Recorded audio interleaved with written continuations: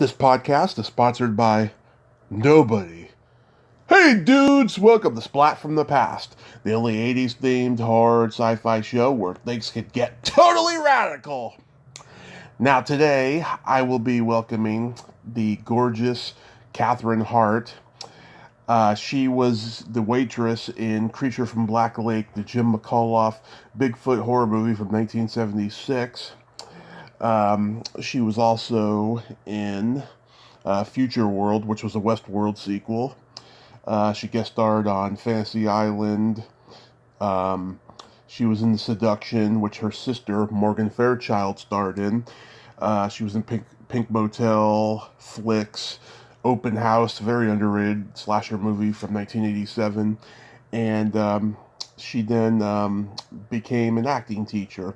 And she's based in Texas. And we're going to talk about all of that stuff today. And it's going to be a good show. And it's going to be very informative, I think. Last couple of days, there's been a whirlwind of emotions. You know, the anniversary of my stepdad's death and just a lot of shit going on. But I have a feeling that things are going to turn around like they always do. So, here is my interview with Cathryn Harrt. Hey, Tommy. Hey, Cathryn, welcome to the show. How are you today? I am so fabulous, because it rained so much yesterday, which of course everyone needs. Yeah. But it's beautiful today, so I am just delighted to be alive. How about you? Same here. We've had nothing but rain the last few weeks, but today the sun is out and I can't complain. Okay, I'm sure it's because we're talking together. That's got to be it. That's got to be it. Otherwise, I don't know what it is. Maybe it's nature. Who knows? Oh, nature. I forgot about that. Yeah, that does happen sometimes. Okay, all right. Mother Nature always wins. Okay, Uncle.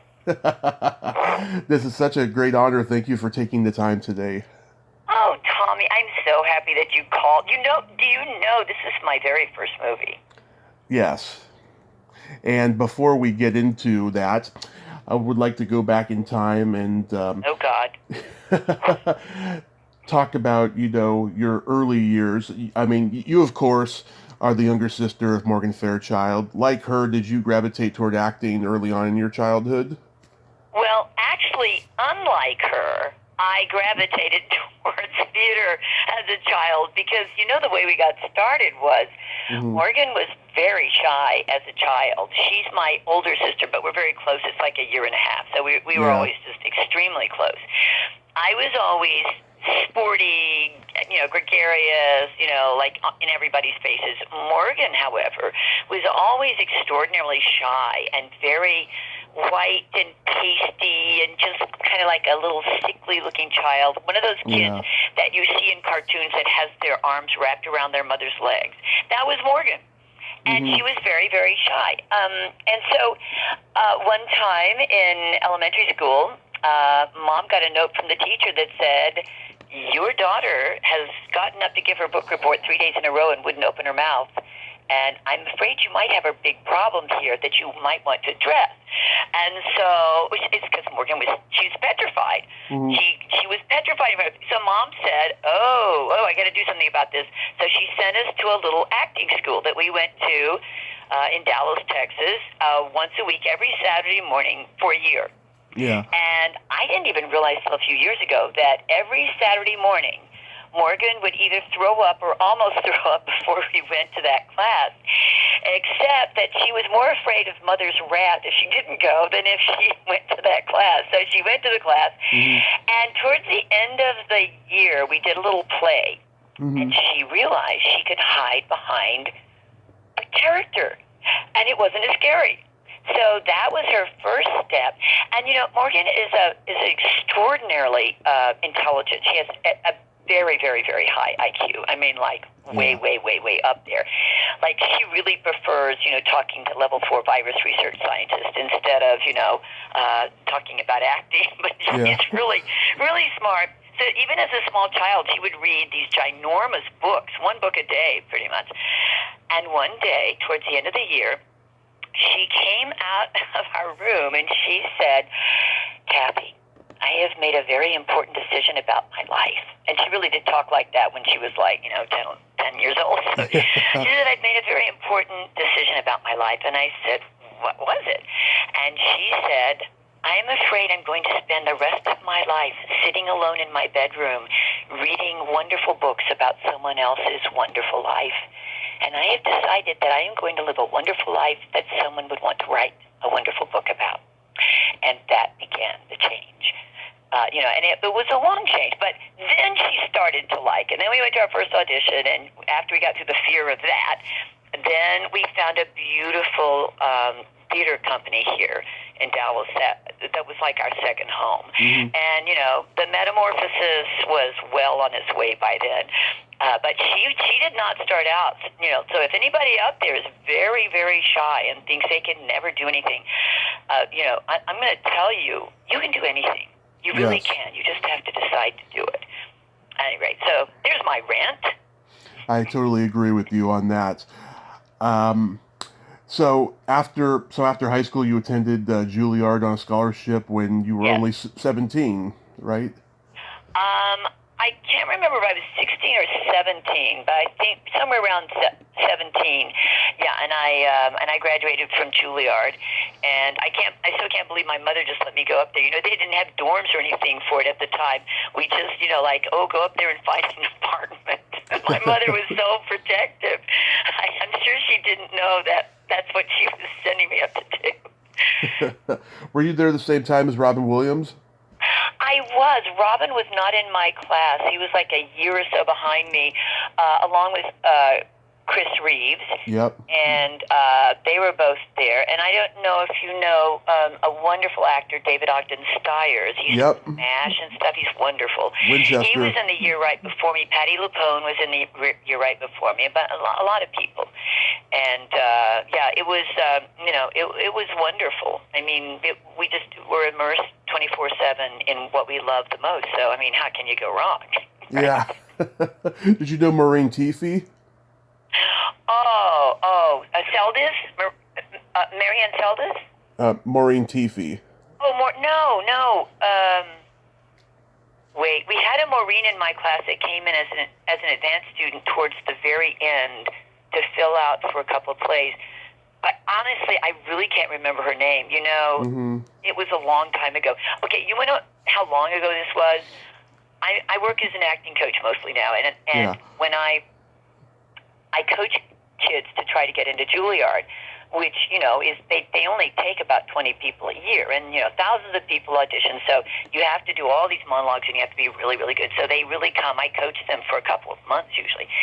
Anyway, one of the girls was going up there for orientation, and she was so excited. Mm-hmm. The first year I went there, it was the first year that the school was in Lincoln Center. And in fact, it was only the second year of the drama division. It had been music and dance and all that stuff before, but I was the second graduating class from the drama division. So it was the first year in the Lincoln Center building, and it was so beautiful. And I just remember, oh my gosh, it was so amazing. The floors were made specially, and I told her, you have to look at all this stuff. It was so beautiful. She comes back from having gone up there for the orientation, and I said, wasn't the building beautiful? And she said, well, honestly, Cathryn, we didn't really get to see a lot of it because a lot of it was shut down, for reconstruction because it's so old. Yeah. that'll put you in your place. Yeah. So, anyway, my brain doesn't always remember everything. And not that I'm senile, but, I can't even remember parts of my own life when I was a child, when I was 15. So that's just the way my brain works. I get it. So you trained in Shakespeare and all of that, right? I did indeed. I love Shakespeare. Did you learn the method while you were there? Well, at Juilliard, we used mainly, the method is sort of a version of basic Stanislavski. And Stanislavski is kind of what we all do now. It's basically you have to relax, work from the inside out, be organic, and make choices to develop your character. And, you don't just get out and flail around and indicate you're doing stuff. It has to be real. You have to push buttons to make it real.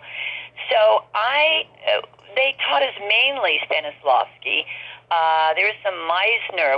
A couple of our teachers were Meisner teachers, but mainly we stayed with this basic Stanislavski. But but they're all sort of in that same area. Method acting is, it has many different definitions. I think when you say that to a layman, they think it just means, ooh, you go out there and you live 24/7 as your character and stuff.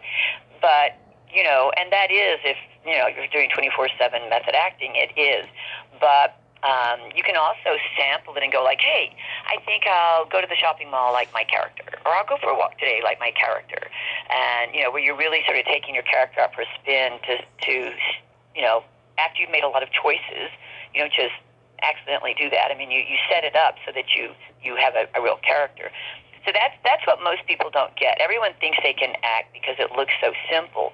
If someone makes it look simple, that's because they're doing a good job. Just like if you go to the Olympics and you see those amazing ice skaters and they twirl around 4 times in the air and they land on their little toesies. Yeah. And your 10-year-old daughter says, I want to do that. So she goes to take ice skating lessons and falls on her butt for the first 6 months and decides she doesn't like it as much as she thought she would. And so it's that. They make it look like anyone can do that, how effortless it is because of all the hard work. And that's what acting is. We learn a lot of skills and we do a lot of stuff to actually set ourselves up, to stimulate ourselves, to actually have, real feelings and actually do real things. And it feels like it's happening in that moment. But of course, if you really thought it were happening in that moment, we would just call you crazy and not an actor. So, although sometimes those do definitely go together. Yeah, and also too, if you already have talent, then that also helps with the good job. The talent helps, but I have been coaching for a while now, and what I really find is that it's whoever shows up the most and works the hardest is the person that succeeds probably in anything you do in your life. Yeah. And that is true with acting too. So I have some people that I work with kids through older adults. I work with all ages, and someone may walk in here and they actually have what most people would call innate talent. I don't really call it that, and I'll tell you why in a second. Mm-hmm. And they can kind of get away with stuff, but, that's like if someone comes into your house and they play chopsticks really well, just having heard it one time. Isn't that la-di-da wonderful? Yeah. But why don't you go ahead and learn how to really play so you can play Beethoven? I mean, who wants to listen to chopsticks? So when so sometimes those people get very lazy because people have said for a while, oh, look, you have natural talent. And they just think, oh, I'm a natural. But and so they never get better. So I don't look for that in a student. I don't really judge people, honestly, when they come in. I mean, in my real life, unfortunately, I probably do. I'm working on that. That's a spiritual thing. Yeah. But as a coach, I don't really judge people like that. I don't judge people at all. All I do is I look for their light, because everyone has magic in them and everyone has a light. Just some people's light has been almost put out by their lives, but it's still there and it can still be turned back on. And some people are afraid to shine their light because it's scary. They think everyone's looking at them when they start to have that beautiful magical power. So my job is to see where their light is and to start peeling them like an onion, to peel away all the blocks that keep them from setting that free, and teach them a lot of acting skills that make it easier, faster, more interesting, more entertaining, and a lot more fun to do. So that's what I do with people. And so I don't judge people that way. What I tell my students when I work with them is, I'm not really looking for you to do something. Don't ever do a performance in front of me. In fact, when I do performances, I never consider them performances. I always consider it a work in progress, because you're always going to discover something new. So like in your life, if you don't evolve, I mean, what's the point of life? So that's what I look for in my students. I want people to evolve. And I used to think I just wanted people to evolve in their acting. And by that I mean people who love to evolve. People who don't just want to get to a certain place and they barely get by and they're okay with that. No. Don't do that in anything you do. And it's people who really love to evolve. And then I started understanding it's not people who love to evolve in their acting. acting. That's not what I really love in my students. I love people who love to evolve. Yeah. And that may mean spiritually, emotionally, physically, in something else you do, and in your acting. Because if you're a person who loves to evolve, you shall evolve in everything that you do. And it doesn't matter if you start at the very bottom. Right. And then you eventually work your way up. If everyone else falls down 100 times and stops getting up, and you fall down 5,000 times and you get up 5,001, well, by God, you have succeeded, haven't you? Like, I had a kid in one of my classes years ago. He was about 11 or 12, kind of an awkward stage. And I think people thought that he had a learning disability, and which is, fine too. I don't really care. You may come to my class with anything. I teach autistic people sometimes. I teach, politicians. Hey, I teach everybody. I'm fine, because there's always something that you might need that acting could actually help you with, even if it's just being more confident in yourself. Right. At any rate, this kid comes to class. He can never get past about 3 words. He starts to say 3 words in a scene, and then he clams up and freezes up, and he says, I can't remember, I don't know, and he falls apart. Okay, so the first thing I teach people is never to fall apart. Right. Because, what happens if, someone's trying to kill you, and you get really, really hysterical and you fall apart? Well, they just kill you then, don't they? No, you get clearer. When something bad happens, you get clearer. So you can think really fast and clean, so you can actually figure out a way to get away. That sounds like it makes so much more sense to me. Anyway, so this kid, for like 6 weeks, he comes to class. He can't get past 3 words. Now, I am sure some of those other kids in class thought, well, what's he doing here? Why doesn't he just... I never thought that. All I thought was 4 words. I know you could do 4 words. 4 words. And I knew if that kid got to 4 words, he could do anything in his life. Because somehow he had decided he couldn't. And my job is to teach you, by gosh, you can. And then after 2 full 6 weeks, it was near the end of that 6 weeks, and all of a sudden, I'm just trying to find buttons to push that will release him, that will give him courage, that will whatever it will. Right. He kept coming back to class. He never stopped. So I'm never going to give up on that kid, because he didn't give up. How could I possibly? He finally says 4 words. And I swear I celebrated that 4th word like he had just won an Academy Award. That's what it felt like to me, because I knew everything in that child's life would be better. And it was. He actually went out to L.A., worked as a teenage actor, very successful for quite a while. And, he did not have a learning disability. He just was stuck in his head. So that's what I see, and that's why a lot of people come and study acting that really don't even need to want to be an actor, that you just want to free your spirit sometimes, Right. So how do you get cast in Creature from Black Lake?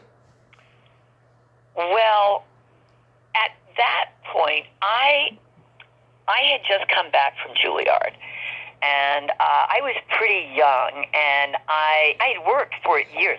Worked in theater since I was like 9 or 10 years old. I think by the time I went to Juilliard, I'd done like somewhere between probably at least 40, maybe more productions by the age at 17. And I was a professional actor. But, you take off and you get better. Mm-hmm. Like I said, I like to evolve. And so when I came back, I really came back because our mom was sick. And she wasn't feeling well, and she would not go to the doctor. I don't know if anybody out there has someone like that in your life, but she would not go to the doctor, but she was very sick, and she was weak. So I came back from New York to take care of her for a while. And while I was here, I was auditioning for movies. And we actually shot a lot of films in Texas back then. And they were casting, my agent called me in for that one. And they were casting that one out of Louisiana, which is right next to Texas. So I don't think I went to Louisiana. It's my memory. So what am I going to say? But I think they probably had came into Dallas, because Dallas was the hub of actors in the Southwest at that time. It still is. Dallas, Austin, and now Atlanta has a lot of actors there, and Louisiana has some people, but Dallas is still known as they make a lot of commercials and stuff here. So they came in and they auditioned me, and I auditioned for Joey. Joey was the The director. Yeah. And Joy Hauk.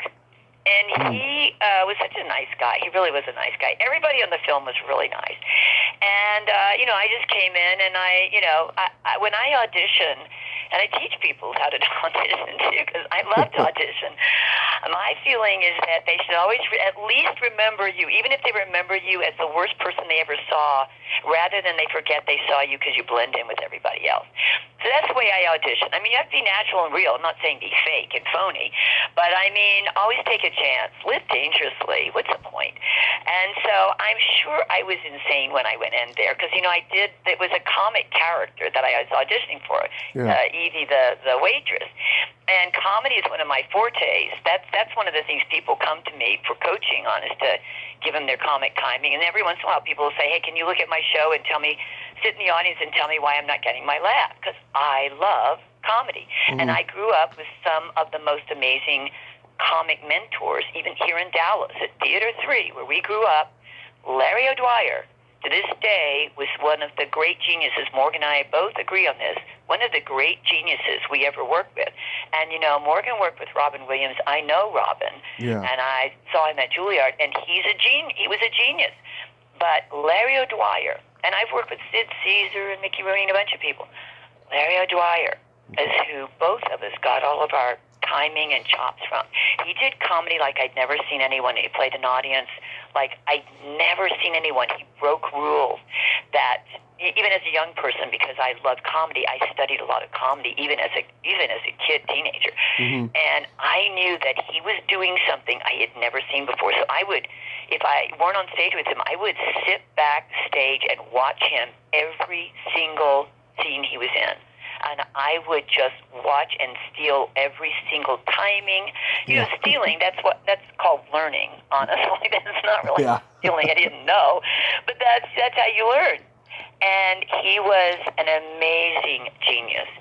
And so, I always did comedy. I love comedy. So when I went in to do Evie, it was like so much fun. I mean, she was just like a hoot. And Joy thought it was really funny, and we got along great. We were laughing and improvising and, messing around. And, it was a match made in heaven. I wanted to be in his show and work with him, and I think he may just want to have me on the set so that he can keep laughing. I don't know. Yeah. You must have been influenced by Alice Doesn't Live Here Anymore, because you were chewing gum and, being that wacky. Oh, Tommy. Oh, God. Oh, let me tell you about the gum. Yeah. Okay, that was my first movie I ever did. And, movies and theater are very different for an actor.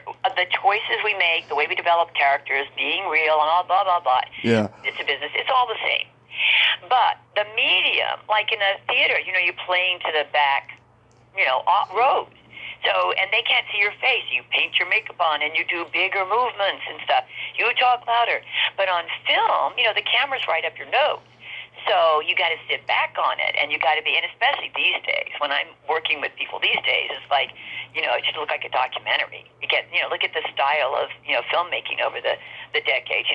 It's very edgy now. It's like all this mobile talk, and you're leaning next to your friend in the movie theater going, what did they just say? Because it's all this real natural stuff we do now. Any rate, so I'm in there doing my shtick with Evie.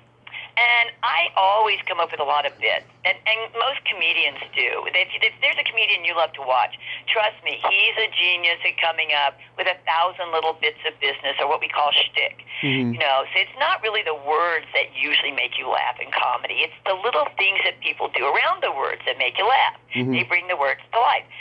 So I'm in there, and I've got this great bit. I planned out. I got like 5 pieces of bubble gum in my mouth, and I am going to chew this ginormous bubble. And I've planned I'm going to pop it in like Dennis Dimple's face, at Dimple's face, in like, at a certain space when, like a boom, where it's a little beat there.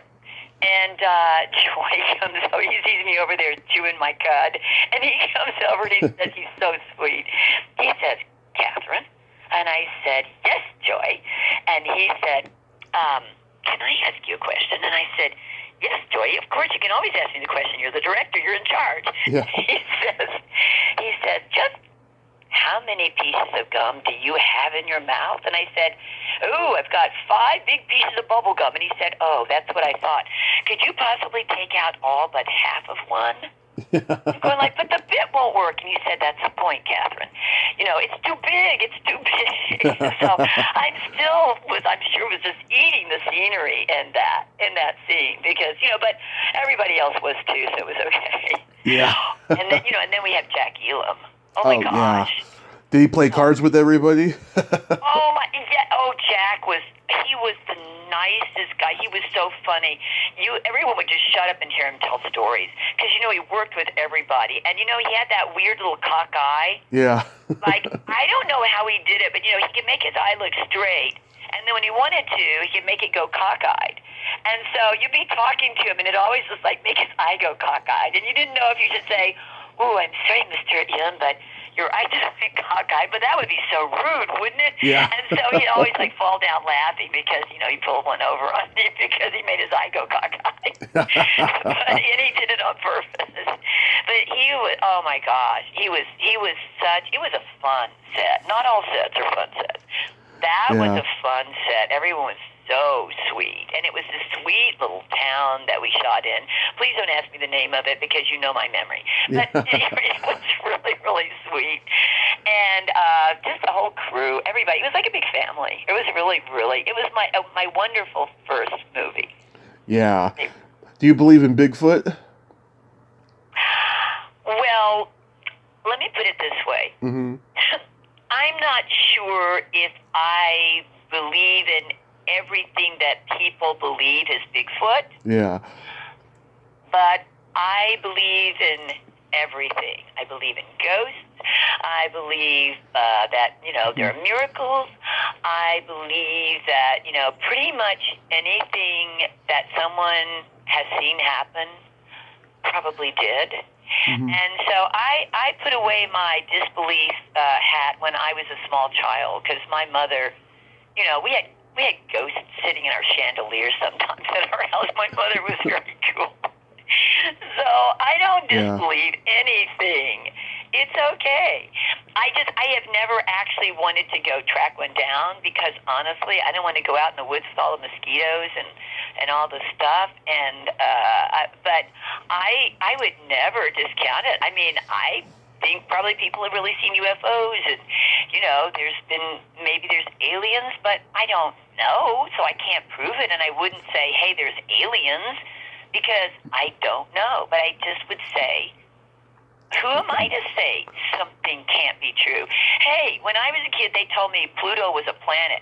And now they've told me Pluto isn't really a planet. Okay, it's a little dwarf planet. We'll just give you that. But it's really just made out of hot gas. So they thought they knew that. And they didn't. And those were all the great scientist guys, Yeah. And so why would I ever disbelieve something? Right. It just doesn't make any sense. Do you believe in it? Somewhat, yeah. I mean, just like with aliens or anything, I think that there's a conspiracy theory and there's something that other people are not telling us. But I kind of do believe in Bigfoot. It's funny. I talked to Charles Pierce's daughter. He directed The Legend of Boggy Creek a few years before this. Oh, yes. He was a friend of Jim McAuliffe, who wrote this movie. So they both had, different ideas for a Bigfoot movie. And ironically, they both also used to cast Jack Elam and Dub Taylor in their movies. Yeah. Well, they were the go-to Bigfoot guys in those times, I guess. So. Yeah. Absolutely. But I just, hey, listen, I will give you this. Yeah. I would not have gone out in that swamp at night with a flashlight looking for Bigfoot. Possibly because I thought that maybe an alligator might eat me too, but, you never know. But I just, things that go bump in the night, it's probably just your cat, but maybe, you never know. I love scary movies. So I love scary movies, even if they're terrible scary movies. Oh, same hey, listen, here. Can I tell you an amazing story about this movie? Of course. And it was after it was made, and it was years later. Mm-hmm. I got a letter from a very nice gentleman who said, I have been following your career for 40 years. I'm thinking, well, that's so sweet for a nice fan. Oh, lovely. How'd you put up with me that long? And he said, and I'm thinking, I wonder what he said, because, years ago, I saw you in a production, and it prevented me from committing suicide. Oh. And I'm thinking, maybe one of my Shakespeare pieces, or one of those really, powerful, loving, tear-jerking theater pieces I did. Because, most of my movie and TV stuff was, like Fantasy Island. It's like, that's not going to, keep someone from committing suicide or something. And I'm thinking, what was it? And I read on, and he says, it was, Creature from Black Lake. Wow. And I'm thinking, huh? No, I don't. And so he explains. He says, I went to the drive-in that night. Okay, so that tells you where we're rated, because, even in those days, we were already at the drive-in, probably at the very first showing. But I love those movies. I love B-grade horror movies. I love them. Anyway, and so he said, I went to the drive-in, and I was going to kill myself. And I was sitting in the car, writing my notes and thinking about all my life. And I was watching the first part of the movie, and all of a sudden I hear this really loud person. And I look up, and there you are, smacking gum and getting your slapped and just talking up, and you made me laugh. And I kept watching to see if you would come in again. And, I only had two scenes. Yeah. And the second scene was a little short one. And he said, and I kept watching to see if you'd come back. And I forgot to commit suicide. And I never did. And, I always tell my students, my acting students, when you perform for people, you always give 1,000% of yourself. Even if there's only one person in the audience, you give 1,000%, because you never know whose life. It may be Dumb and Dumber, and someone was having the worst day of their life, and they just laughed. They didn't want to think; they just laughed. Yeah. It could be something where you're talking about something that they thought no one else had but themselves, and they understand you have it too. But I said, you don't. The trick of acting is you give all this love, because to me, acting, the definition of acting is sharing your heart deeply with another human being. Yeah. And you have to give your heart deeply. But the trick is you never need to see the result. Yeah. And you really won't see, you'll hear people clapping if you're in a movie theater. If you're in a live theater. But you don't really know what it does. As an example, I'll give you, like matinees. A lot of actors don't like doing matinees because we're exhausted, and that's a lot of shows every week. And a live show takes, 2-hour live show takes exhausting. It's like doing physical labor for, 8 hours a day, because you give so much, physical, emotional, you just give so much. And so on certain days we'll have 2 shows, matinee and evening, and we'll have a short dinner break to go get some dinner, and then come back to the theater with it, and then, get ready for the second show. Right. Now, the matinee audience is notoriously little old ladies and young children. Right. And little old ladies don't necessarily laugh that loud. Maybe they just, or don't laugh as loud as they used to, but they're gritting their little teeth out of their heads. And little kids don't know what they're watching. They might be talking to it or like talking back at you. I've had people talk back to me, and I love that. Talk back to me is my character. And actually, some of those were adults, because they thought that there was a guy dying behind me, and they were saying, look behind you. And it's like, I love this. I love theater.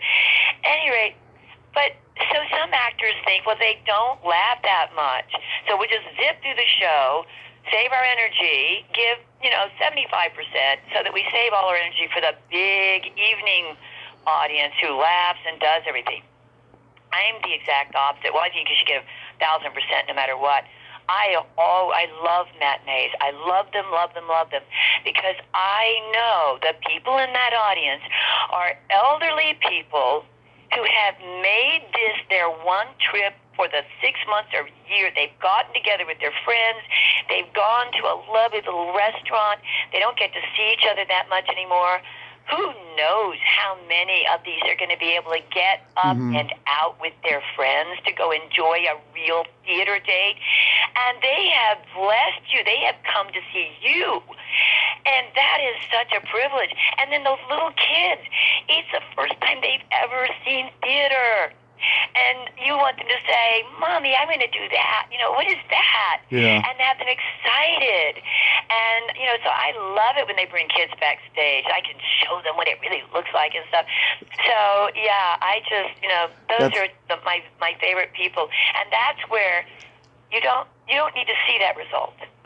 You just don't. You'll never see what that child turns into, and you'll never see what that elderly person does the next day.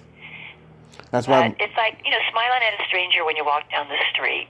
It just feels right, Yeah, that's what I've learned in the last 4 years I've been doing this podcast. I've delighted a lot of people who thought they were forgotten, Yes. And I didn't set out to do that, but I'm glad that I did it. I think that's wonderful. And, that you do it with such an act of love and commitment. And, and it comes across. Tommy, because I don't usually give interviews to strangers, but you're irresistible. Oh. You're just so sweet. There's something about your aura, either written or on the phone or whatever. You just are, you are a kind, beautiful man. Remember when I said I look for people's light, their magic? Yeah. And your light is on. Your magic it's you. And honestly, talking about where our world is right now, we need more of you. Oh, we need more people who actually consciously turn their light on to be doing acts of goodness and kindness. And, we lift each other up together, reaching out to other people and doing a little something that you could do or a big something you could do that just makes someone's life a little better. And then, just smile and go smile at someone else. So thank you. Thank you for doing what you do. Absolutely. I'm a better person now than I was 10 years ago, trust me, but I've Aren't we all? Yeah, but I've made it a point to just, be kind to everyone since I had my accident 6 years ago, so I've been very lucky. But, that's what you find. Remember I said about I love evolving? Mm-hmm. That's what happens.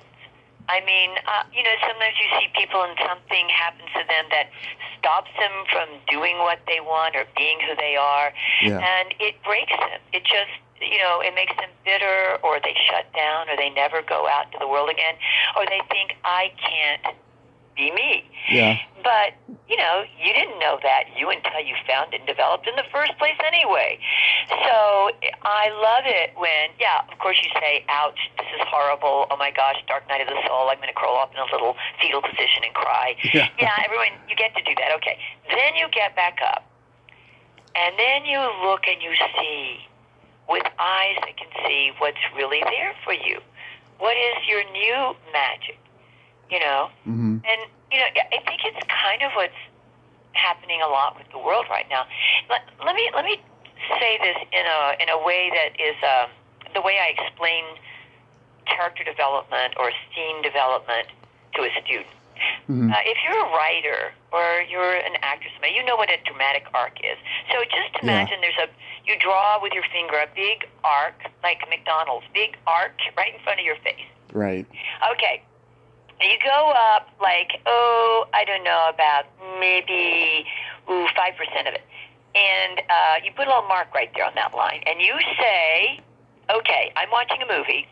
This is the first 10 minutes of the movie. Right. I know that everything in this first 10 minutes of the movie is the setup. It's like, what did we look like, or what did Bigfoot look like, to someone who was really scared by him? And then, what do these students look like? They're in a college place. And, it's all set up, right? Right. And then, about 10 minutes in the movie, we get our first plot point. Something goes wrong. All right, and that's when that's the place where the plot really takes off. And then as you go up the arc, it gets worse and it gets worse. And so what you'll find about the characters, because that's in the plot, but the characters also change too. Your lead characters will almost always turn around 180 degrees by the end of the movie.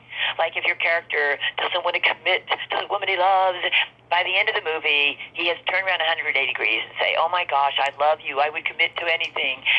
So and if we don't see something change by the end of the movie, we're like, huh? Why did I watch this movie? So we're at the very beginning when we set up those main characters.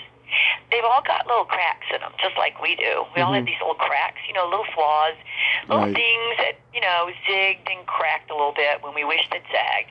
And we all have that stuff. We're human beings. Everyone has that. So as an actor, I'm going to look for that. I'm going to look and see, where is that pain inside of me?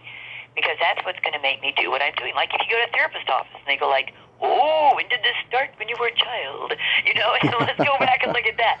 And so every character, the main character, is going to have a flaw that is going to get some salt put in it.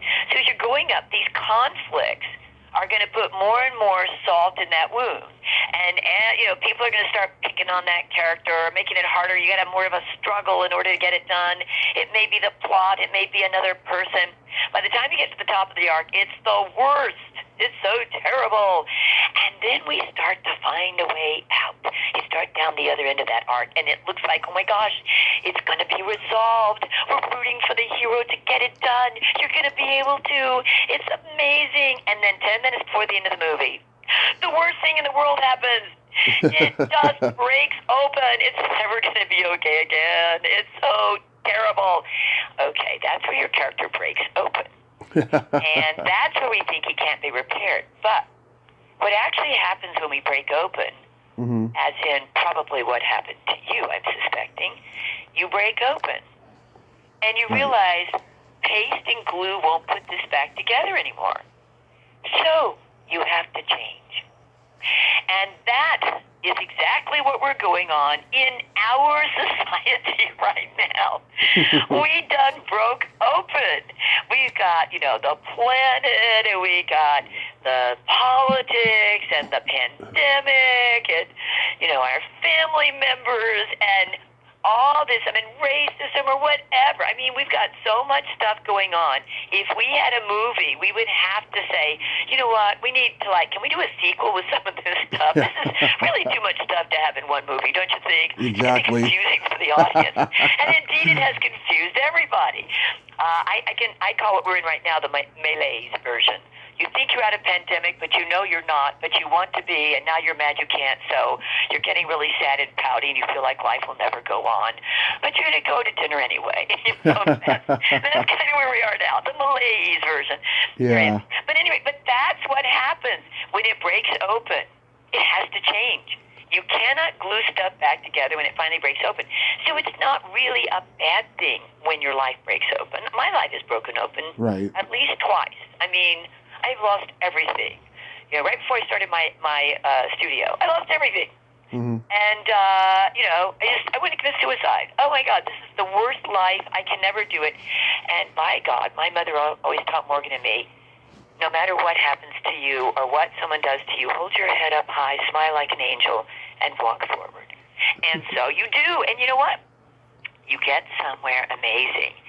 So my life is nothing like what I thought it was going to be like.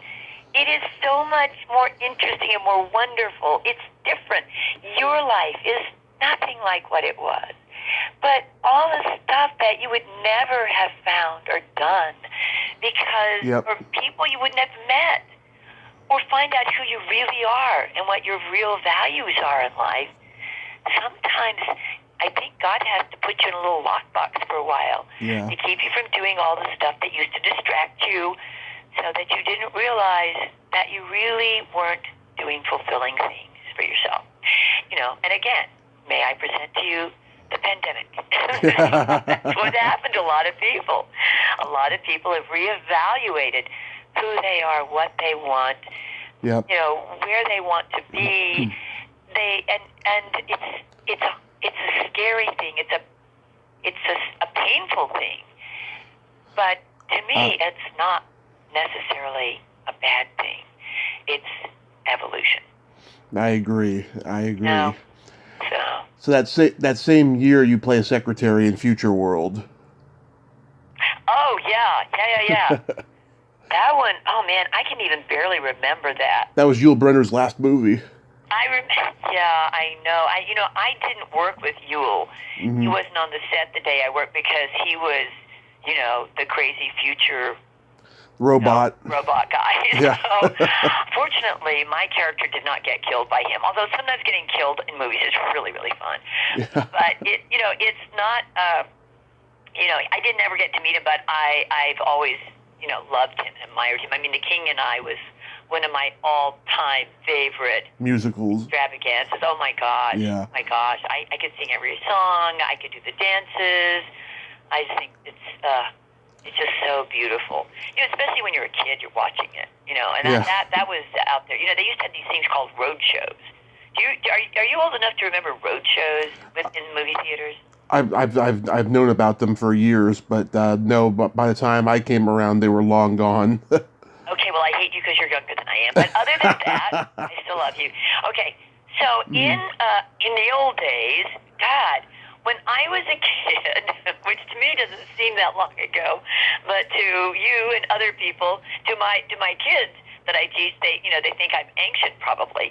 Although, I get away with not looking like I'm 70 because I was an actress my whole life, so I always took really, really good care of myself. So does Morgan. We eat well, we don't party, we don't drink, we don't do drugs. We're just real, we're not party girls. We're like very, very health conscious. Go to the gym, we just, that's who we are. But anyway, so, as in those days, we had these wonderful, very long movies. And Gigi was released like that, too. And they would be like once a year or something. You would get this major, and it was like, oh, my gosh, it would be so great because, we really barely had any TV. I mean, we had some, but it wasn't, a lot. And so movies, and they didn't change the movies out all the time. You had like a movie in town for like, a month or something, and then another movie would come to another theater. And you would have like, 5 movie theaters in a big city like Dallas. And there, you get to go see. So they would have these road shows, and you would get dressed up, and you would go downtown. I think they were at the Majestic Theater or something. You would go downtown in your Sunday best, and you would watch the movie, and then they would have intermission like you do at a play. Yeah. You would go out and get your concessions, and they would have a 15-minute intermission, and you would go back in for the rest of this amazing extravaganza. And they were awesome. I mean, that was like the circus coming to town or something. It was so wonderful. So, at any rate. Do you remember guest starring on Fantasy Island? What a cast that was. Yes, I do. Okay. I will tell you what I remember about that. So in that episode, there were 3 of us, lovely young ladies, each with a different colored hair that they had cast, that were going to be mannequins on Fantasy Island, the guy's fantasy that the mannequins came to life. I think I get arrested for a Me Too situation these days. But anyway, we didn't do anything. We just came to life, and we were, beautiful live mannequins instead of frozen mannequins. And we didn't really do that much. But anyway, so I go in, and I'm all excited because that happened to be my first TV show. And I'm all excited, and I had a new agent, and I went to impress him, and I wanted, to look really hot and sexy, because I was in my early 20s, and isn't that your dream, pretty much for everybody that's in their 20s? And I wanted to be beautiful, so I go in there, and I let the makeup person put my makeup on, because of course they know what they're supposed to do, and they just, do everyone's makeup. And that's when I learned one of my most important lessons that I teach to my ladies in class to this day. the makeup people, like the makeup artists that you have when you do still photography or Vogue magazine, so those are the greatest people in the world. Yeah. Let them do your makeup and steal every amazing thing that they do because you're going to want to try and buy that makeup and duplicate it on your face. But sometimes not all of them, but some of the makeup people that you have when you go on sets, especially if they're not there just for the stars and the main people, they're there for people like I was there. They really just turn it out, and they've been makeup artists since the 1940s and 50s, and that's the way she put my makeup on. And I'm like, oh my God. I was very polite, so I didn't say this in front of her, but I'm looking at what she's doing, and she gives me this little red, rosy cheeks.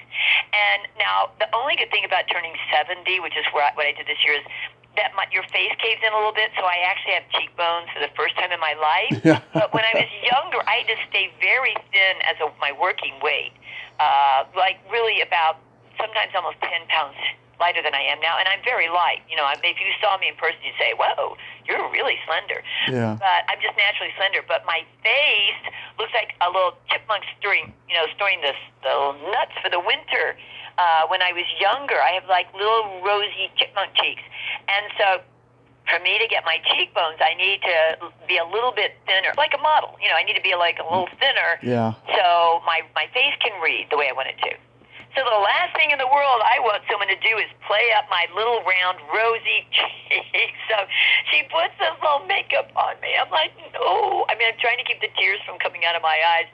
And she puts this makeup on me that looks like, a Maybelline ad from, 1950. Yeah. And then she, does this hairdo on me that's like, oh, and Morgan and I have this weird hair. It's good hair. It's thick, and it's like horse hair. Really great, holds a curl and stuff. But you don't want to get it in humidity. But also, it's very thick and coarse. So we always continue to lift it up in between shots so that you can have a little light coming through. Yeah. Morgan does that too. So it doesn't look like a helmet because we have really thick, solid hair. Yeah. And so it makes it look lighter. And she's got this helmet thing with my hair, and she sprayed it. And I swear to God, I looked in that mirror, and I looked like a little librarian. And I'm like, I'm never going to get another hot, sexy part. I'm going to get librarian. I don't want to be a librarian. I want to be a hot, sexy mannequin. So anyway, I'm holding back my tears, and I'm saying, you know what? I think I just have to run to the restroom real fast before I go on set. And I run to the restroom, and I'm starting to, lift up my hair and stuff. And the second AD bangs on the door. Okay, going on the set. I'm like, no, I look like a Cubie doll. But when the second AD bangs on your door, you got to go. They don't wait for you. You got to go. It's very expensive to film, so you got to go. And I go out there looking like a little Cupid doll. And so the whole rest of the shoot, you have to match everything. I was sort of taking my lipstick down a little bit, smudging it a little bit, putting a little thing here and there where it would blend between one take and another so it didn't just look like a Cupid doll. I was so upset. So I was, ever since that day when I hit a set, sometimes I'll let them put on my foundation because they do know the lights and the way that they're shooting this particular style and stuff. So let them put my foundation on. I'll go like, oh my gosh, thank you so much. You're so good at what you do, and you're so busy. I know how to do my eye makeup really well. So I'm just going to go back to my dressing room, do my eye makeup. I'm going to come back and let you check my lipstick, and see what color lipstick I need because you're so busy. But thank you so much. You're so wonderful. And I run out and go do my own eye makeup and stuff and come back and let them check it. And it's so much better. And no one touches Morgan's makeup. Yeah. You have to be, unless you're a makeup artist that knows Morgan's, because Morgan is like an artist. I remember watching her. She's not demanding. We're both very polite. Our mother taught us, oh, thank you very much. Oh, I remember sitting here, this new makeup guy who was going to work with her for a while, and he said, please let me just learn your makeup. And Morgan goes, okay, you can do some of it now, and I'll talk you through it. And so he's doing her eyebrows, and she's looking in the mirror, and she's looking and measuring and looking and measuring. He says, I think this one little eyebrow hair is a little bit higher on the side than the other. I'm just going to take that one down. She's so precise. And, she invented the Morgan Fairchild makeup that, everybody else stole after that. But so it's her, she really does that. And so if it's a great shoot, a great makeup artist, of course, they do her makeup. But if you aren't, why take a chance that someone messes your face up? You know how hard it is to get makeup off and change it? Yeah. Just go in and say, thank you so much. You're so busy. I've done this for years. I'll do it. And then just check and make sure that if there's anything that you know from the lighting or how they're shooting that we might need to change. And and you just leave it at that. You got to be in a movie with her called The Seduction. I was. It was an itty-bitty little part. I got that part because my sister said she wanted me in the movie. I did still have to audition for it. For David Schmoller? They were very cruel about that. But going she's really a Juilliard graduate, and she's like, everyone needs to audition. So I did audition for that. And I loved, doing that movie, mainly because Mom, we were very close with our mother. She passed away in 1999. And we loved her. Mom went to every rehearsal we ever went to. We were, like the Three Musketeers. We loved each other. And we talked to Mom every day on the phone. And we would bring Mom out to visit. And Mom was out visiting in L.A. while they were shooting that. And a lot of that was shot up at this really cool house in Malibu. Big pool and stuff. And, some of it is on set. But they actually did a lot of that one on location. And they just had this really cool, I think they had a lot of glass in it. And Mom was on the set. And Mom was just, she's like a kid in a candy shop. Even though she's been around all this stuff for so long, she was like, oh, look at that. And everyone would always take care of, hey, Mom, are you okay? Do you need anything? No, I'm okay. Thanks, George. Let me give you your own director's chair, Mom.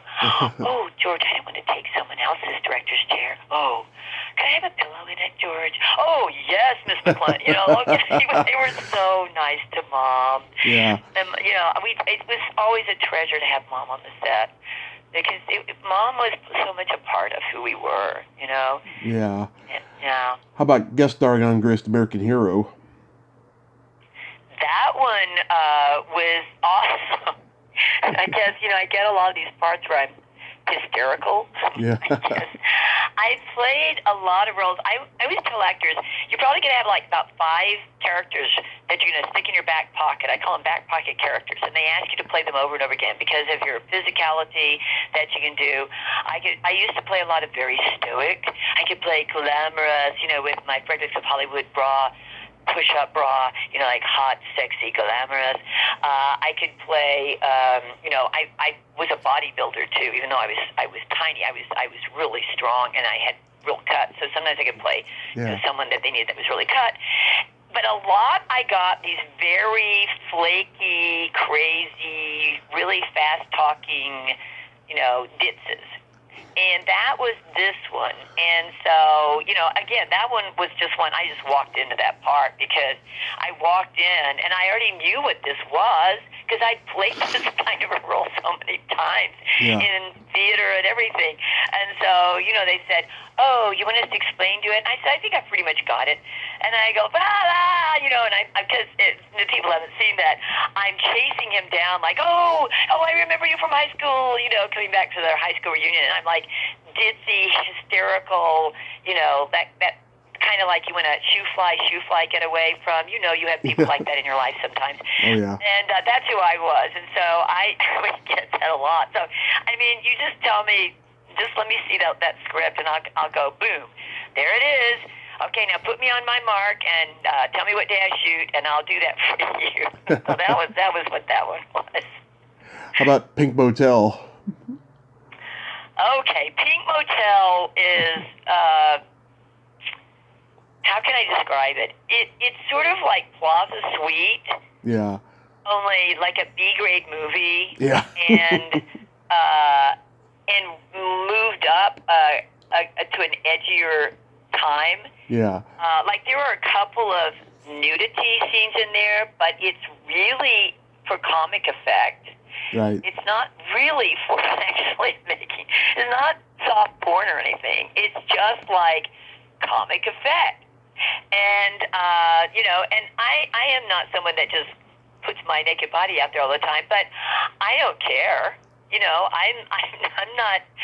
I'm a pretty free spirit. Yeah. Hey, I was from the hippie generation. You had to swim naked in the creek at least once, right, guys? Yeah. But Morgan is not, by the way. Morgan is a very, very, very. We are such a great pair together. She's a classic. Her shoes look like they've never been worn off the carpet. Everything is right and by the rules and classic. So I loosen Morgan up, and she classes me up. So between the two of us, we work really well together. But at any rate, so that was a very weird kind of shoot that we did with that. In those days, we were still using film.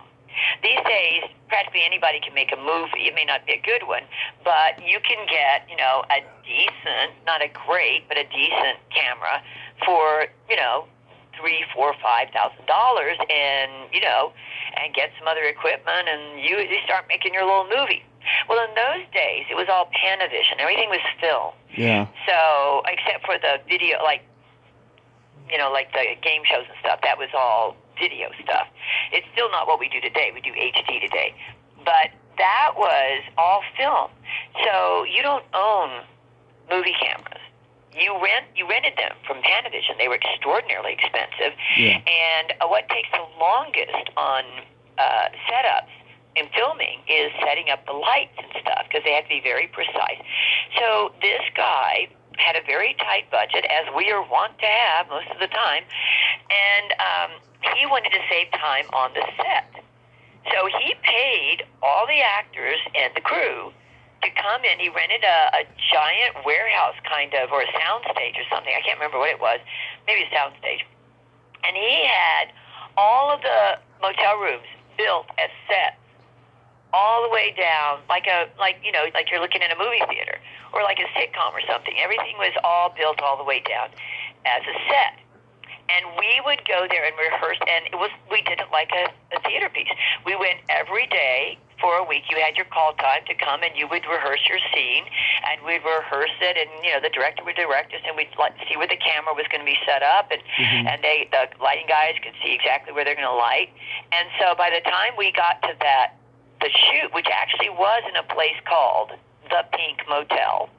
I can't remember where it was, somewhere outside of L.A., but it was, one of those little 2-bit motels, Yeah. and I just love that stuff. So, it's one of the reasons I'm an actor. I just love to go and do stuff that I haven't done before, and so it was a very fast shoot, because we had rehearsed every single thing, right? And it was, it was funny. Now, let me tell you a funny story about the girl that's in the scene with me. Oh, my gosh. Oh, God, I can't remember her name. She's really nice. Was it Heidi Holliker? No, I think she was a tall brunette that was in a scene. Yeah, Scene, she's a brunette. Yeah, she's a friend of mine, too. Oh, okay. Yeah. I think she was in a scene with a football kind of guy, right? Yeah. Isn't she? Yeah. No, this was a very nice, sweet blonde girl. And who had a lovely body, by the way, because, let me tell you, that's the setup of the story. This girl was very prim and proper. Mm-hmm. And when we saw that in our scene, as a quick sight gag, we were going to, we set the guys up. We got him into the motel room, and we're going to, ooh, hanky-panky. And when the guys go to the bathroom, we steal all their money and stuff. And then but in order to get them to do something, we're behind the sheet, and we drop the sheet for a second, and they go, whoa, and then we got them in our power. That was the purpose. And so I'm going I think it's a sight gag. And she's going oh, my God, I can't do that, Cathryn. And I said, well, okay, you don't have to do it. It's a sight gag. And I understand because, but it wasn't it's not a porn movie, it's like, have you been to a movie in the last 10 years where someone hasn't been naked? Oh my God, House of Thrones is going to be like, everybody there. I think probably your audition is, do Shakespeare naked or something while you do my auditioning for the show. And, I come from the times where we had hair with the whole cast is dancing around naked on the stage. So I'm like, it's okay. And she says, the director says, I really need you to do it. And she looks at me and she says, Cathryn, I don't mind, but I'm afraid that my teenage daughter, who is just going through that phase where she's just a horrible little wise ass right now, and I'm afraid that she'll hear about this or see. I'm saying, when is your daughter ever going to see this movie?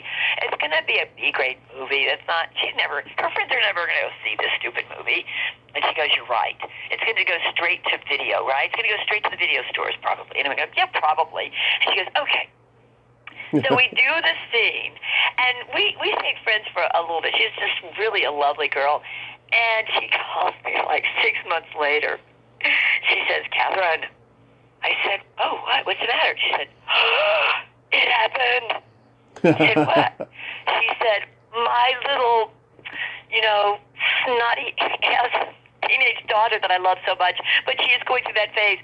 She and her best friend had a sleepover, and apparently this was on TV, and they watched it, and she came out, and she says, well, Mom, I guess you can't tell me what to do anymore, can you? You're not such a goody two-shoes anymore, are you, Mom?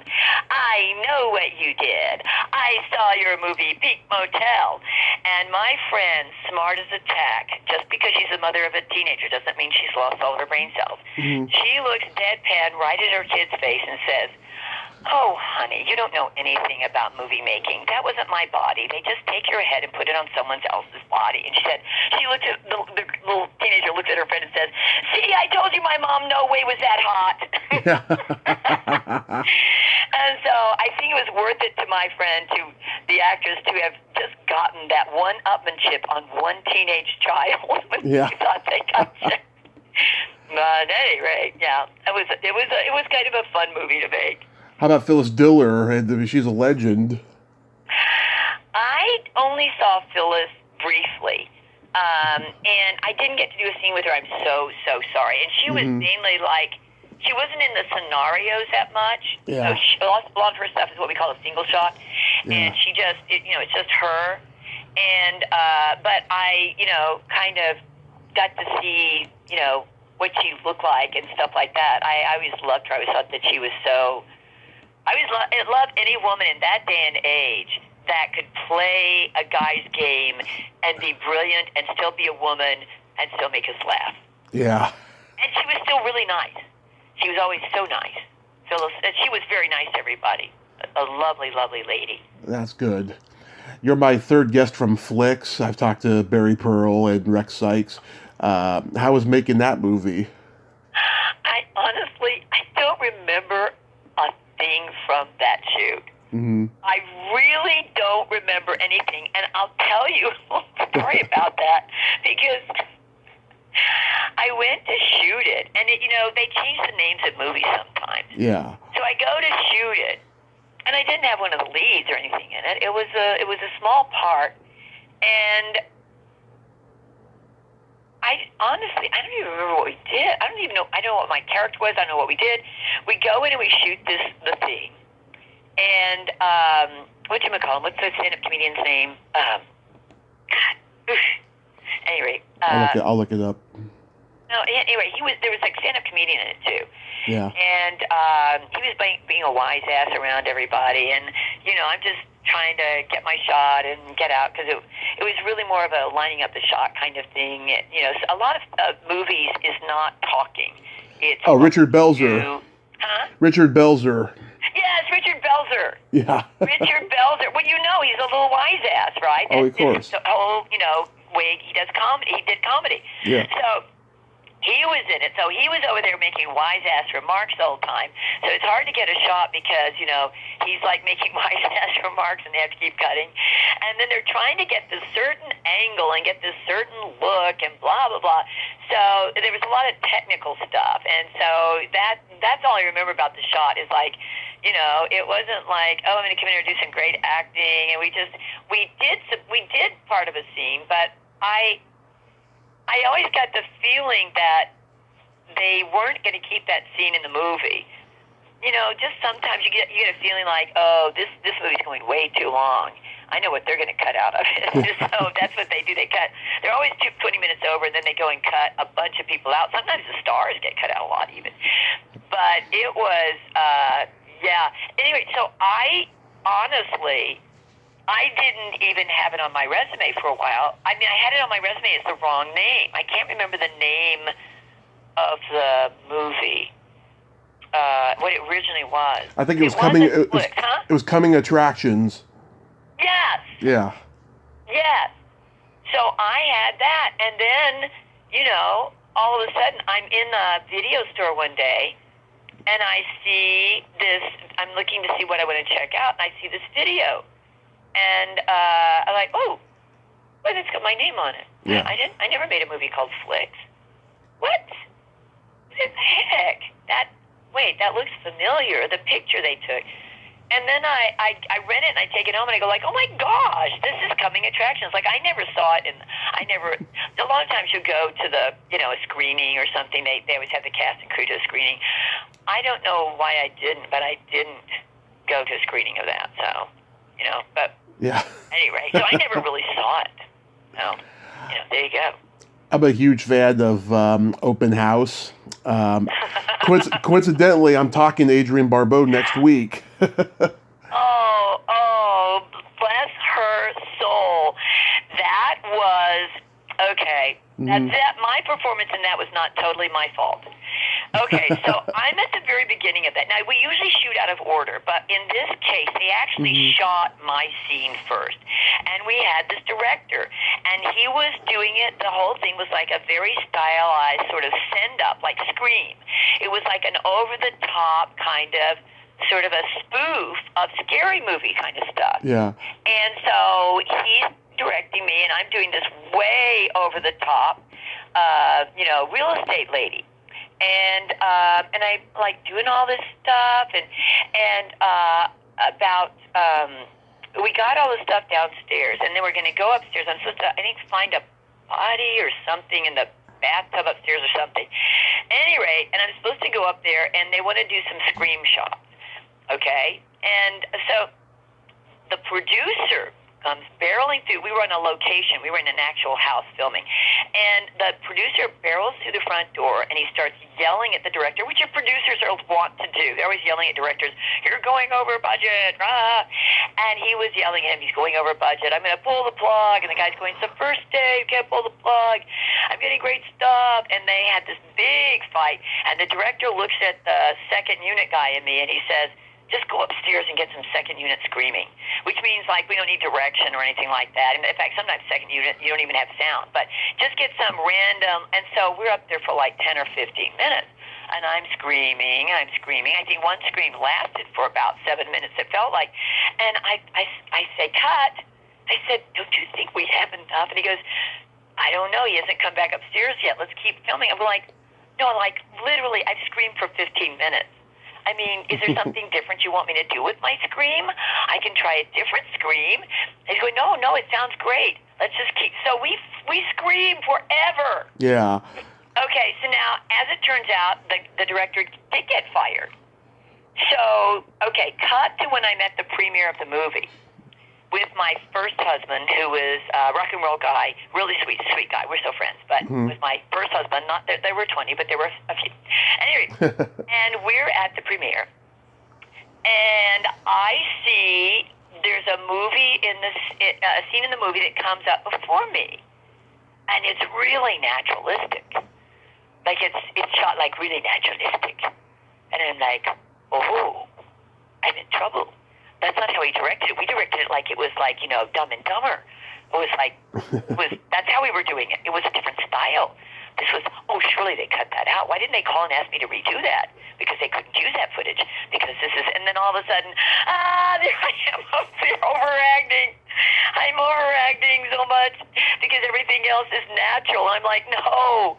And I'm like sinking down into my seat, and I look at my husband and I say, Glenn, I really suck.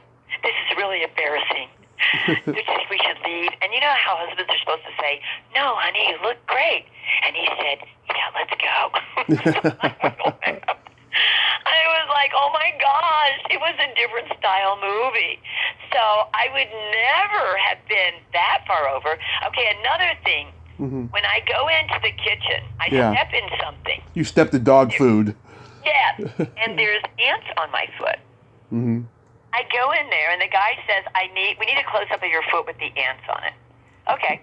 So the ant wrangler comes in. You know, we have people for everything. So there's a guy who comes in with his ants that he hires out to movie sets, and he's wrangling them. And he wrangles them to go run all over my foot. And I'm like, okay, la-di-da-di-da, because it's just my foot down there. And they need me to be very still so they can get that shot, that close-up. And then they say, cut. And he says, don't move. And I say, okay, I won't move. And he wrangles all the little ants very carefully off of my foot. And he puts them in the little ant jar thing he has for them. And he says, wow, you're amazing. And I said, huh? And he said, I've never had an actor that was so cool with these ants. And I said, bugs don't really bother me that much. And he said, yeah, because, when they find out that these are the special kind of ant, these really big ants that show up good on camera, but they're quite dangerous when they bite you. And, you have them all over you. I'm going, what? Yeah, you had them all over your foot. But if you got nervous, they would have all bitten you. So you were so cool. I'm like, no. You can't tell me this before we do the shot. So those lovely little ants, never again. Okay. Yeah, you look so much like your sister when you're terrified. It must be. It's our DNA. We have the same shock face. So do you get a satisfaction teaching that you don't get when you're actually acting? No. I love acting from the day I first did it. And before I even did acting, I acted. And, I loved it. And I'm a natural ham. And I love to make people laugh. And I just love to do that. And when I decided to start coaching, I was at the age where it's like, hey, you're not going to get that many great jobs anymore. And I come back to Dallas to take care of my mom and dad the last year that they were alive. And, and I got a divorce from my second husband. And, it's like, okay, I think I have to start over. I guess I'm going to go back to L.A. And someone said, will you stay here and open an acting studio? And I said, no, I don't teach. I mean, I coach. Yeah. The first person I coached was Morgan. When I would come home from Juilliard in the summer, I would teach her everything I learned, and she was the fastest student I ever had, too, by the way. And then when she would go in as a celebrity to do these big, live shows and stuff, they don't usually give the celebrity much time to rehearse. They rehearse everybody else, and then they bring the celebrity in. So I would fly in and give her 3 weeks worth of rehearsal. In 1 week, I'd sit out there and take notes, and we'd go back to the hotel room that night, and I'd coach her, not to do something different than what the director did, just to pull it off and like, oh, let's do this because this bit isn't working, but this can. And so we always worked like that, and then people started saying, hey, would you do that for me? And I'm going, no, this is my sister. This is blood. I'm not a coach. I'm a, So when these people asked me to open an acting studio, I said, well, I coach professional people, but that's different than teaching. And then one of my mother's students came to her funeral when Morgan and I were here, and I flashed back to this. I don't remember who she was. You don't remember anything about funerals usually when it's your... Yeah. But you do thank everyone for coming because it does make a difference. But I remember this person said, I had your mother 40 years ago. And 40 years ago, in your mother's presence, I had the courage for the first time in my life to be who I really am. And it changed my life, and I became a teacher so I could do that for someone else. And my mother did do that. She looked in your soul when she saw you, and I thought everyone did it. And I do that. Because that's what you do, don't you? I mean, not if you're walking down the street, you just pass someone, but if you're talking to someone, if you're with someone, you really see them. You have to. And so that memory, along with my mother, and I started realizing, oh my gosh, I have to do this. It's like my mother talking to me from the grave. And having coached Morgan all those years, I opened an acting studio. So, I mean, I coach professional actors, but I also, teach people from the very beginning. And I love it. And I didn't think I would, because I realized I do the same thing when I coach that I did when I acted. The reason I love to act is I love to share my heart deeply. I love to commit all the way. I love to really connect to people and see what's in the bottom of their soul. And I am privileged to do that with my beautiful clients every day. I mean, I get so much more from them than they get from me. I mean, I just learn so much about life and, and people. And I always have to keep trying to find a new button to push, because I have a million buttons, but, this person is unique. So I get to invent a new button today. Okay. And so I love that. Plus I act all the time, because I do audition tapes all the time. And sometimes I show people what I mean when I say, I want a beat here, and I'll sort of get up and act it out for them. Don't do it the way I'm doing it, but I need this beat. See what I'm doing with the beat there? And so I act all the time, and I jump around in front of my classes, and, I'm a comedian, so I'll get laughs, because that's one of the ways to keep people listening to what you're doing. So I'm performing all the time, and the most loving, spiritual, amazing way that I could ever even think of. So it doesn't feel that different than being on stage. It really doesn't. Oh, that is so beautiful. I'm glad you're doing what you love, Cathryn. Oh, thank you. And likewise. And likewise. And like we said about you before, we none of us get to the place that we fall in love with again. I mean, I love acting. I would still act, too. But we never get to the places that we get to unless someone pushes us off the cliff and we fall there sometimes, Yeah. But that doesn't mean it's not a great place to get to. Exactly. I like, in later years, I've really enjoyed the journey rather than the destination. Yes. And, I guess it's a trick that time plays on us, that none of us really usually get there until, we're pretty late along in the journey. But then it's perfect, because every moment, you don't waste your moments as much as you used to. Or if you waste a moment, it's because it's exactly what you needed to do, because you didn't waste moments for so many years in your life. And you always meant to. So I'm going to indulge your free spirit by playing my secret silly game. Oh, God. Okay. As long as it's silly, I'm okay. Yes. This is a series of silly slumber party questions. No win or lose, just pure fun. And how the game works is I ask you the question, you answer it, and then you ask me the exact same question and I answer it. And feel free to comment on answers. Okay. Okay. Cathryn, are you ticklish? Yes, I am ticklish, and don't even try it. It's a good thing we're on their phone. Are you ticklish, Tommy? Oh, yes. I've been known to hit people in the groin. I'm so ticklish. Ooh, okay. Well, then it's a good thing I am not tickling you, because that would even be more unpleasant than having you tickle me. I don't want you to hit me in the groin. No, that's okay. It's okay to tickle me. Just warn me first. That's all. Okay. All right. Maybe with like an extended tripod or something. But that would be more like a poke now, wouldn't it? Yeah. Okay. Well, I think we've resolved the issue, Tommy. If we ever tickle each other, it will have to be by telephone, and that's it. The end. Okay. What's your favorite part of the body? It could be anything. Oh, God. Oh, man. I love bodies. I mean, don't know. It changes. It changes. I think right now, it's maybe the feet. Mm-hmm. Like your little toesies, because if you go barefoot on the sand, I mean, you ground and you really feel energy, and when you're like getting numb in the rest of your body that you're not really paying attention because you aren't noticing your feet anymore. Mm-hmm. So at that point, you should learn to tie bows with your toes. I think so. I actually did that for a roll one time. Mm-hmm. So yeah, what do you find is the best part of the body? The belly button. See, because it's all hidden most of the time. Right. Okay, so what have you got? I have an innie. Okay, me too. Yes. Yeah, that just means that your doctor, cut the umbilical cord right.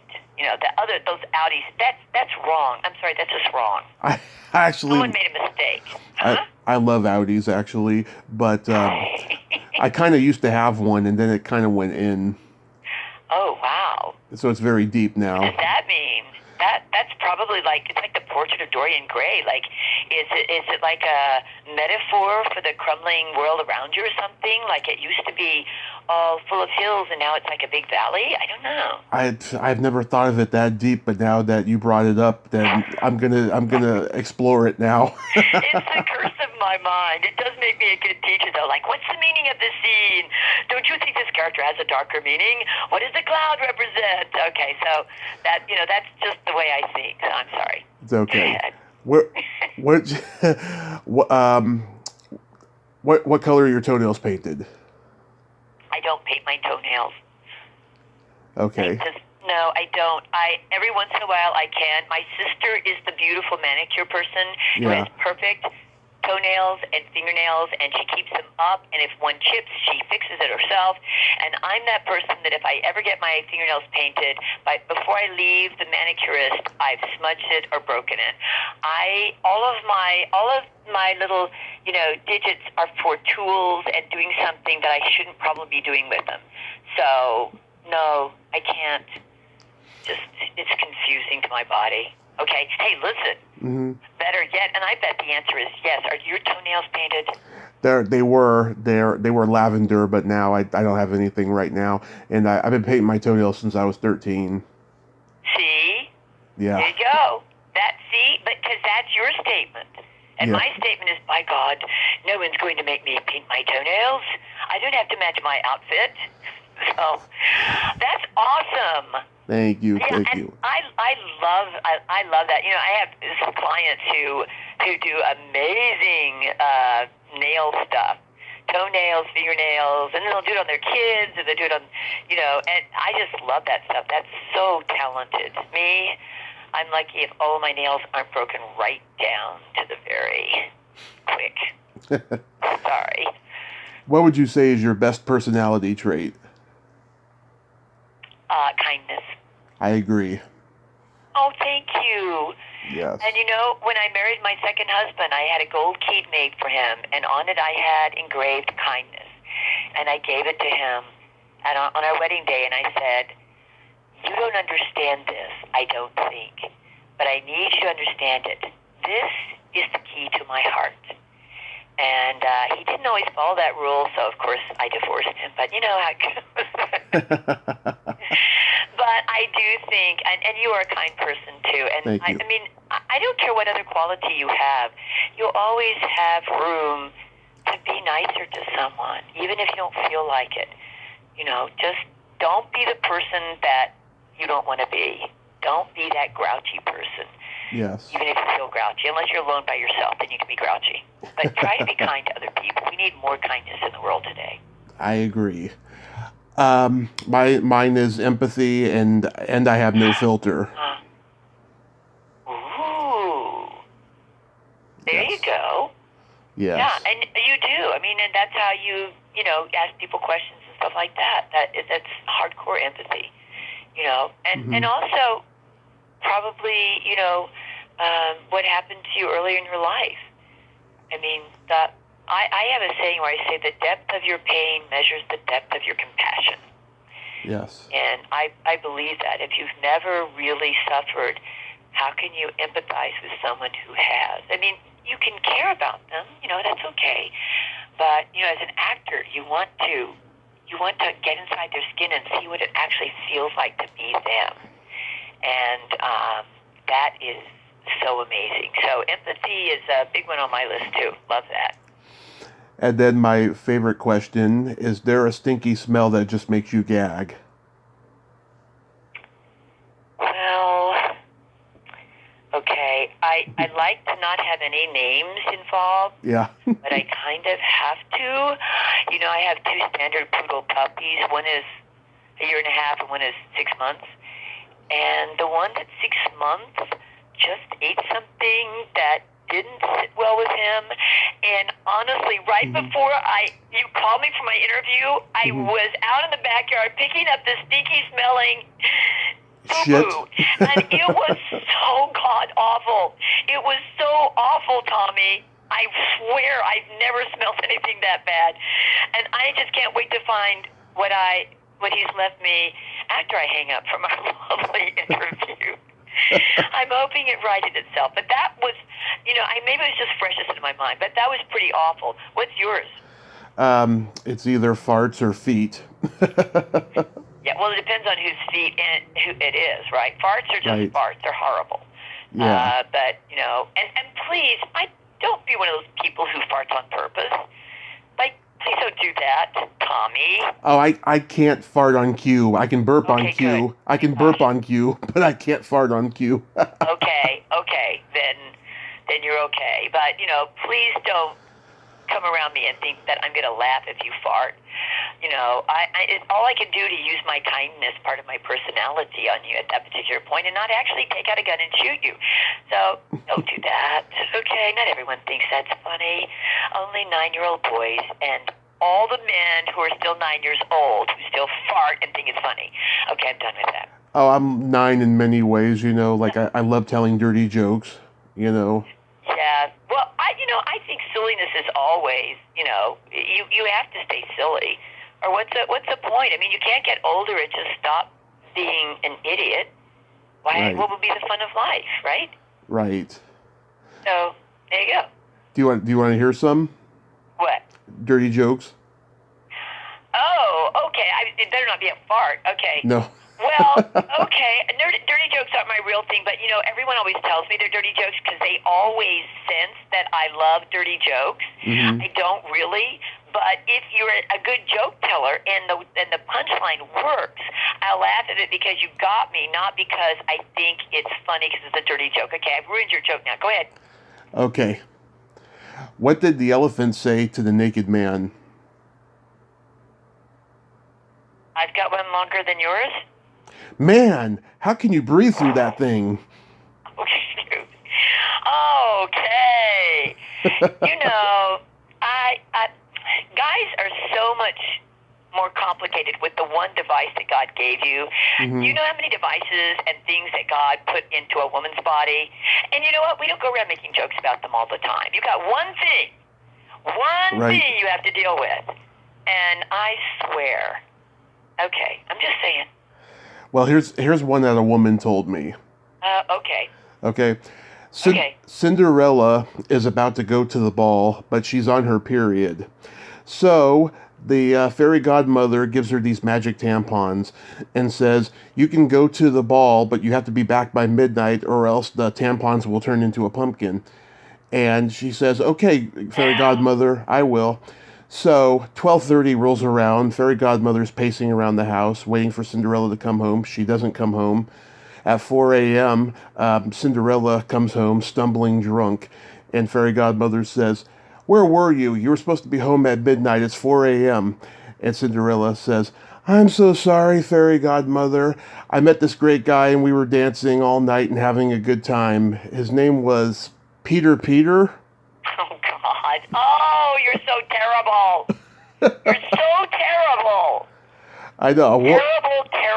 Terrible. A woman told me that. I mean, all of my lovely words I said about you have now totally gone out the window. All right? You're just a dirty old fart, and now I know. Okay. Thank you. Thank you for clearing that up. Oh. I'm a naughty sweet boy. I'm a Gemini. There you go. You know, I swear, I have one of my students. Mm-hmm. He's a guy. He's like maybe 55, closer to 60. A very, prosperous, but tall, like 6'6" kind of guy. Yeah. Used to getting his own way. Right. And he loves to tell puns.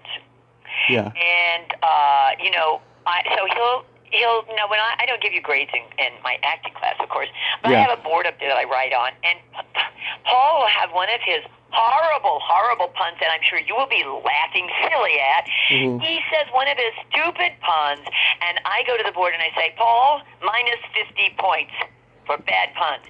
And then he'll say another one later on, Paul, minus 50,000 points. Minus 5 million points, and then I leave it on the board, and the rest of the classes that come the rest of the week go like, oh my God, what did Paul do this week? Because I leave all this bad pun minus demerits that he's gotten from all the bad puns. Oh my God, I will not stand in a room with both of you guys together, okay? The end. I promise. Okay. It's okay, because I work alone. Oh, thank God. Cathryn, I mean this sincerely. I wish I could give you a hug right now, because you've been just one of the most wonderful guests I've had in quite a while. Oh, thank you. Well, I would give you a big hug back, because Morgan and I are both huggers, and I would give you a ginormous hug. And in fact, I'm giving everybody a ginormous hug. And thank you so much for your silliness, your sweetness, your knowledge, your caring, and it's just been a pleasure talking to you and getting to know you. Oh, my pleasure. You made my day. Oh, thank you so much. And you have yourself a great day. Please stay safe, because, a lot of craziness is happening in this world. And have yourself a happy holiday season.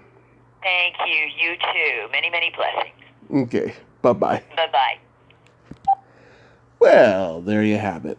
Cathryn Harrt. Ain't she a sweetheart? Oh, what a truly wonderful, humble lady. I'm so glad we got to talk today. Well, until next time, this is Tommy Throwback Kovac saying there's no shame in living in the past, because the present sucks. Later, dudes.